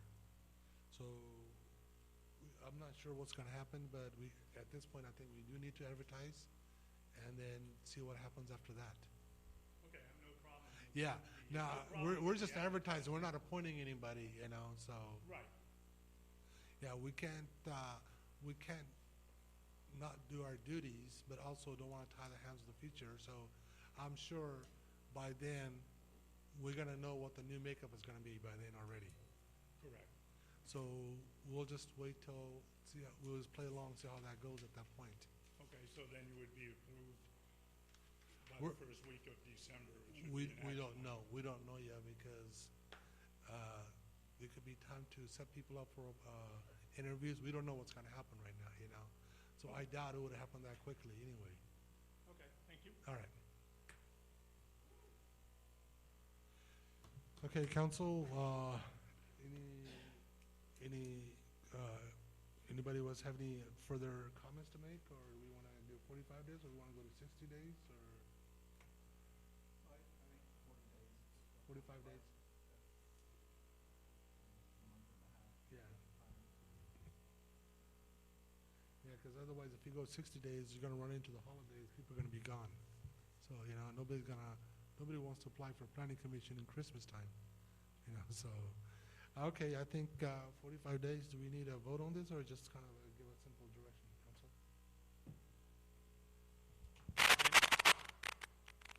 Oh. Someone's got the mic on, the wireless mic. Come on, chief, seriously? Come on, chief. Huh? Yeah. Well, that was a wireless mic that was on. Yeah, we gotta get our peg fees. Hey, you wanna use It wasn't me, it was the chief. That's chief, okay.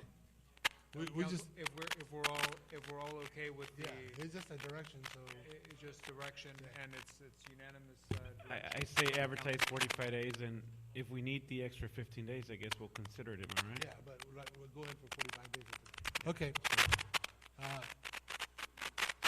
Let's just conclude the meeting then. Yeah, Mr. Hatch, do you have your direction? Let's take the battery out of that thing. All right, that's a good point to adjourn the meeting. We are in adjournment.